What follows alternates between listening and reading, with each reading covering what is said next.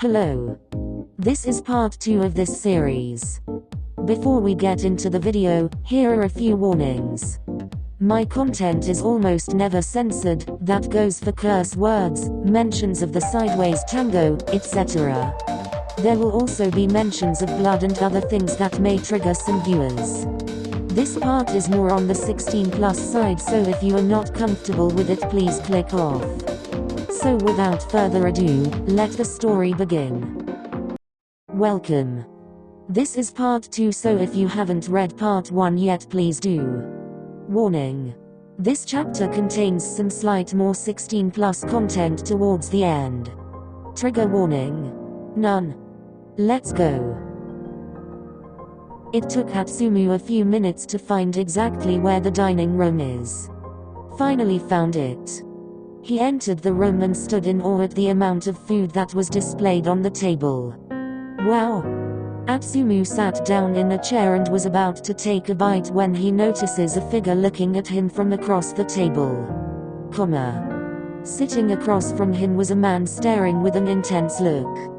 His eyes peered into Atsumu's as he stays still, frozen in a mixture of shock and fear. Atsumu slowly took in the sight of the man before him. The man's skin was paler compared to his black curly hair with 2 moles visible above his right eyebrow.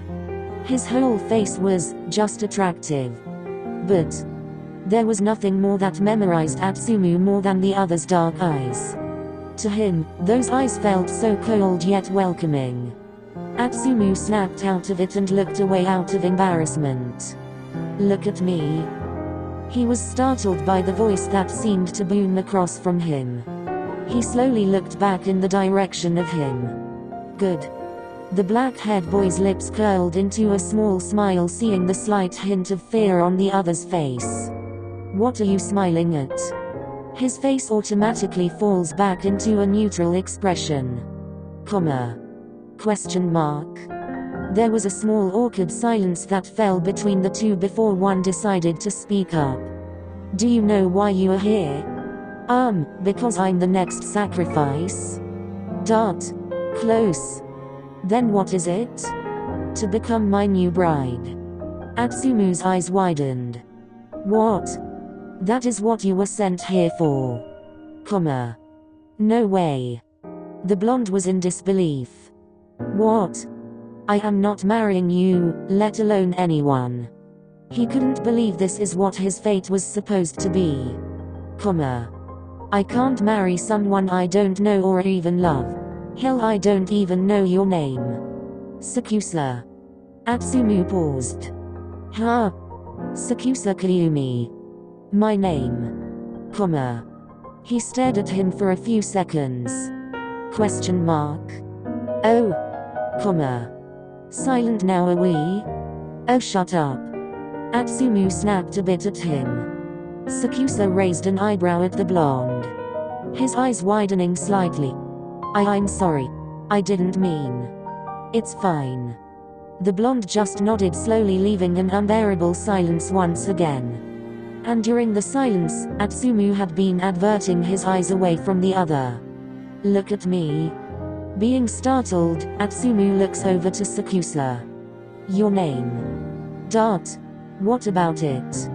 "I want to know the name of my bride." The boy bit his lip slightly before speaking. "Miya Atsumu, but call me Atsumu." Sakusa faintly smiled at his soon-to-be bride. "Okay then Atsumu, you can eat." Atsumu only nodded and began to eat, with the other only looking at him. After dinner, Atsumu went back into his room. Still slightly confused about his newfound situation. "Me?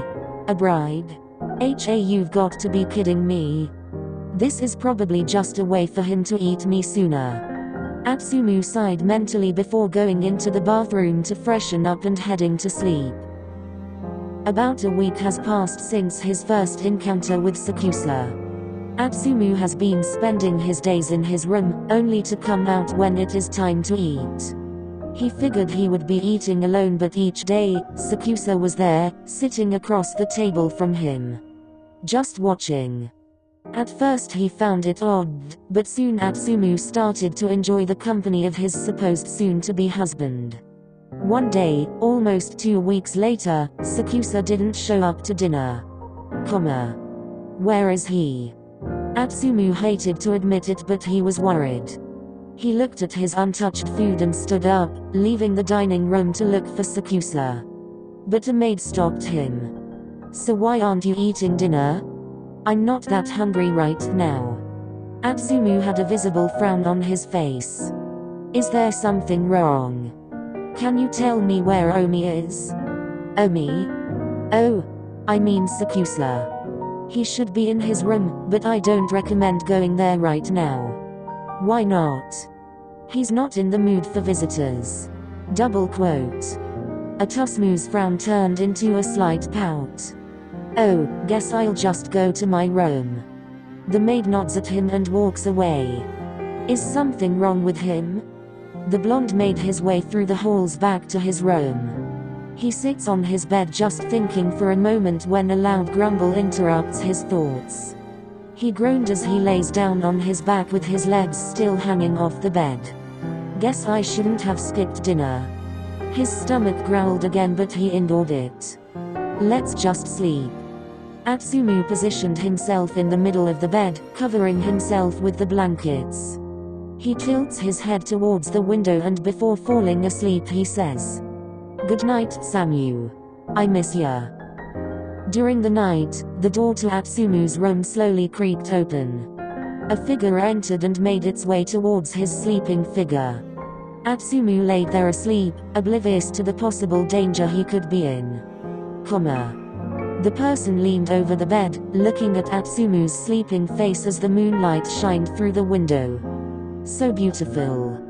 They slowly reached out a hand caressing the cheek of the other boy. Atsumu stirred in his sleep, startling the man a bit. He let out a light breath of relief and went back to admiring the boy that laid in front of him. The man smiled before leaning down and placing a small kiss to the other's cheek. One kiss turned into multiple ones.